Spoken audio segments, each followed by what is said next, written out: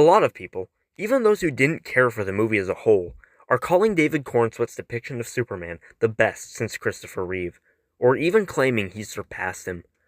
Now, I consider Corenswet's take on the character to be by far the most enjoyable and compelling part of an otherwise largely forgettable film.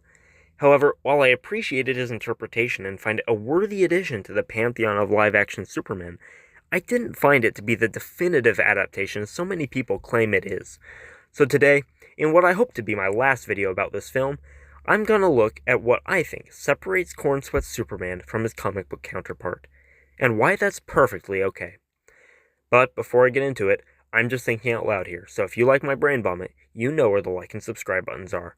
Now without further ado, let's explore what David Corenswet brings to the role, how it compares to previous adaptations, and whether it's even possible to definitively adapt a comic book character like Superman for everyone.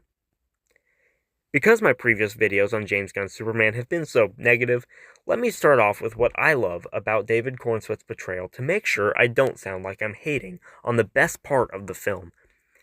One of James Gunn's greatest skills is making characters likable and relatable, which he certainly does with Superman. This story depicts a hero whose pure altruistic idealism does not come off as self-righteous or boring, but as an almost childlike innocence and genuine love for humanity. The story is not afraid to show a flawed Superman, but it doesn't do so by making him any less selfless or optimistic. Rather, his weakness comes from his rash decision-making and his almost naive trust in the good in humanity. Trust that, when broken, leaves him deeply hurt. David Corenswet portrays this good-hearted character with such sincerity that it's nearly impossible not to be inspired as you watch him fight for his ideals against all odds. Corenswet's charm and personality really sells the film's thesis that kindness and optimism are the new punk rock. Sadly, I feel the story relies too much on his performance and doesn't do much to explore this idea with its plot, but that's a topic for another video, one I've already made in fact, which you should definitely check out next. So how is this characterization not the perfect adaptation of Superman? Isn't this idealism what defines him? Well, yes, most fundamentally, which is why this is a perfectly acceptable, even great interpretation of him. What I'm about to say doesn't make this Superman a bad character, or even a bad Superman, just not the definitive version of the character some claim he is, at least not to me. Many complain about this Superman getting his butt kicked throughout the entire movie, but my issue isn't just with his low physical power levels, though perhaps that is a part of it. I think the physical nerfing was just one aspect of James Gunn's decision to make the character more relatable, more human. A decision that also manifests in the casting and performance. As I just said in praise of Gunn's approach, I think he was very successful in this regard, but this success came at the expense of something else I find fairly crucial to Superman's character. So to see what, let's look at a couple other performances that I feel perfectly capture the balance I'm talking about. No one denies Henry Cavill has the Superman aura, but many criticize him for always being grim and brooding, even violent. I admit he sadly wasn't always given the best material to work with, especially in Batman v Superman. He didn't get many opportunities to show his more personable and optimistic side, but particularly in Man of Steel, he does get some great moments to be quite human and likable, which people love to forget about when they criticize him. Cavill is far more reserved than Corenswet, sure, but I imagine Superman as a more reserved character, so I think that's perfect. He doesn't need to be cracking jokes in every conversation to be likable. He's perfectly capable of being super friendly and amiable without needing to say much, especially towards Lois and his mother. And he does possess a dry sense of humor. But when it's time to be imposing, he puts on that aura absolutely effortlessly. Let's look at one of my favorite scenes of Man of Steel. The conversation in the interrogation room. The scene starts with Superman having a friendly conversation with Lois, humbly explaining why he surrendered. He's incredibly soft-spoken and has a smile on his face throughout the whole interaction. Then when Dr. Hamilton and General Swanwick address them from behind the glass, he shows off his X-ray vision in a humorous, non-threatening way, still smiling the whole time. This is simultaneously a flex to show who's really in control here, and a disarming use of his friendly demeanor. When Swanwick gets defensive and slightly threatening in response, Superman changes tactics. He doesn't snap or get defensive, he doesn't show any strong emotions. He just puts on a slightly more serious tone as he stands up to approach the glass, snapping his handcuffs without a thought as he lets his hands fall to his sides. Everyone on the other side of the glass backs up in terror as Superman calmly addresses them, not angry and not threatening them at all, but also making it clear who they're dealing with. I adore this interaction, as both his naturally likable personality and his absolutely terrifying aura are completely effortless. He doesn't even need to try when it's time to intimidate someone. He just stands up and everyone panics. Not because he's making a threatening show of strength, but because everyone recognizes his power. A power that goes beyond the size of his muscles or his ability to shoot lasers from his eyes. But at the exact same time, he's still so nice when he's just having a pleasant conversation, and it's clear that's his natural state. But like I said, while Cavill has some great incredible moments, his material overall didn't give him that many opportunities to shine. So let's look at a Superman who was given plenty of time to explore his character. Tyler Hoechlin might just be the best live-action Superman we've ever had. He is super dorky in the most lovable dad way possible, but holy crap does he go hard when it counts. Even if you haven't watched the show, which you definitely should, you've likely seen clips of the unforgettable diner scene where Clark confronts the man who assaulted his son. This father, who's usually so fun and unthreatening, marches into the room and you know he means business. He's not wearing a costume, and even if I watched this scene without knowing it was from a Superman show, I would feel just as intimidated by this absolute presence.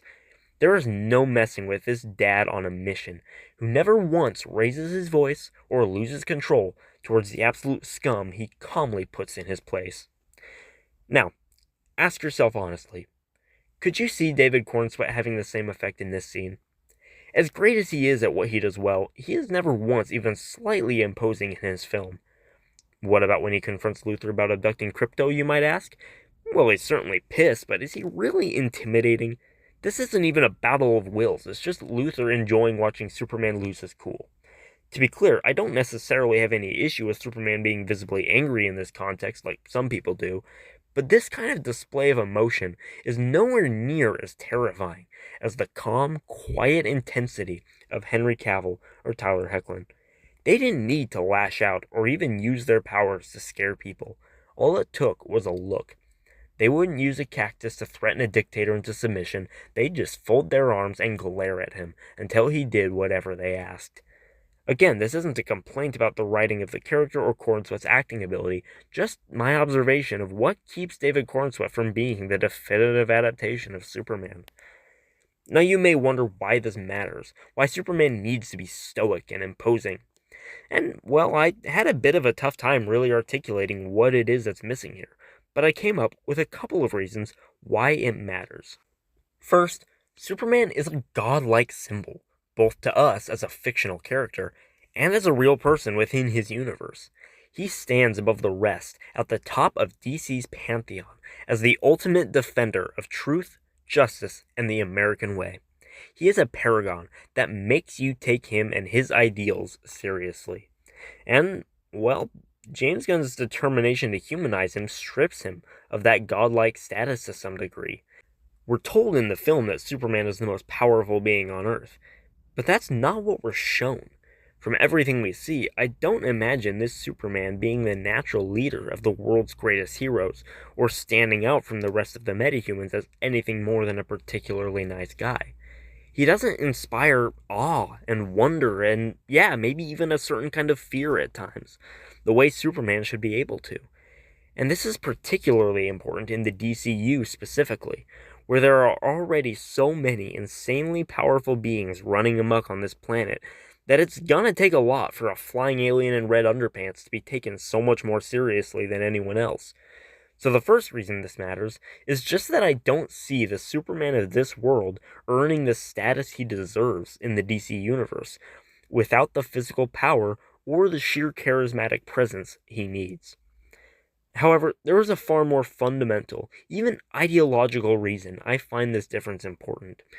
David Corenswet shows us that hope and altruism are cool, which is great, but does he make those attributes look truly awesome? Does he make them look powerful and timeless? Does he give them real weight? I admit, if we were just talking about a character here, this whole aspect of Superman's character would seem like a silly thing to worry so much about. But Superman is so much more than just a character. He represents all the ideals that define him, and how Superman is seen affects how his principles are seen. When he feels unstoppable, larger than life, with a power that's palpable in his presence, it makes virtue, goodness, and optimism feel powerful. To me, that's the whole point of Superman as a character.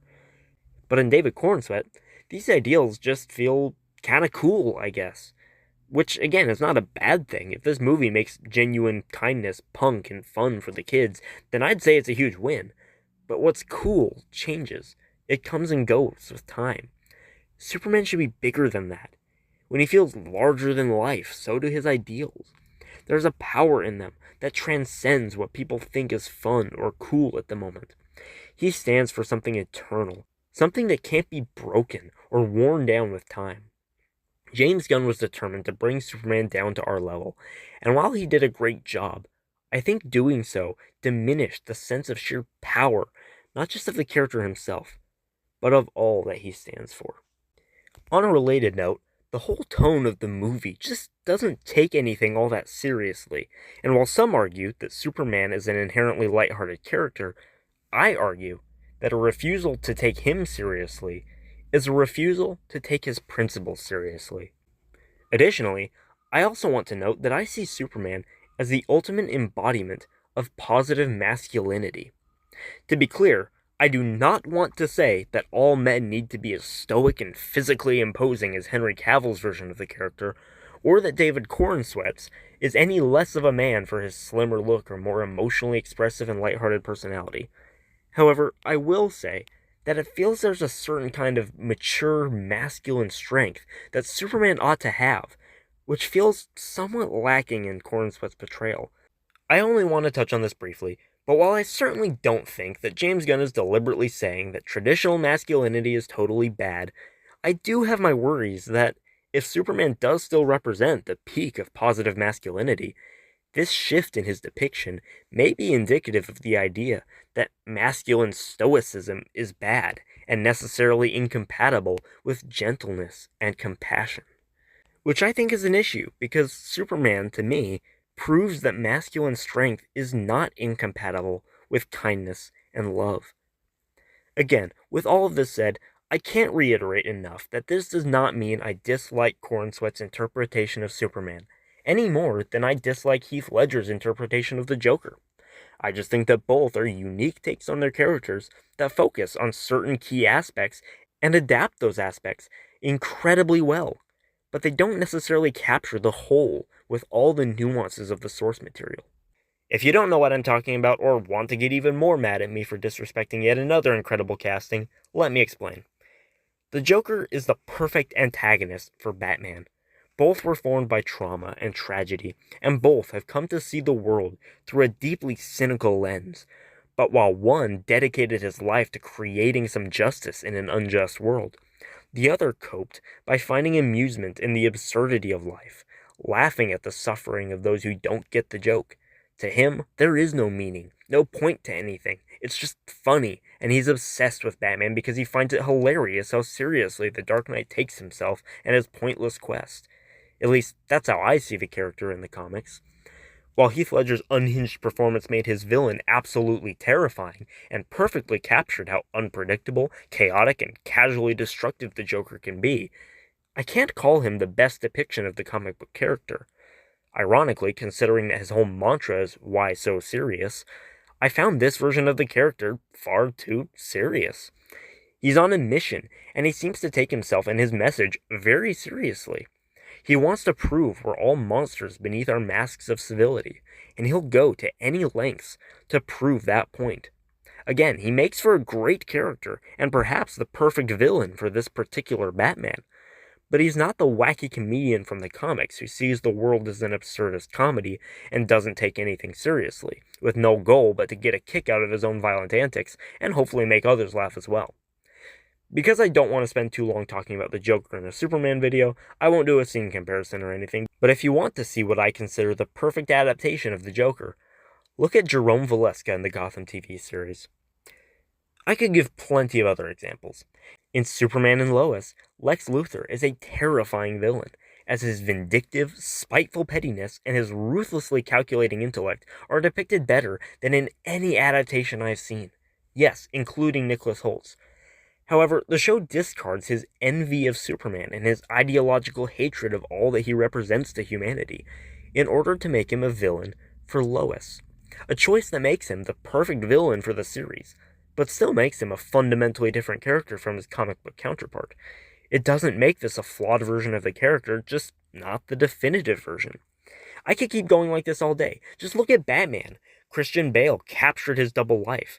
Ben Affleck perfected his boogeyman persona and combat prowess, and Robert Pattinson nailed his investigative genius and quiet, terrifying presence. All embodied different aspects of the character perfectly, and all gave their characters subtle differences in their motivations and ideologies. I don't know that I can call any of these versions the definitive Batman, but they are all incredible interpretations.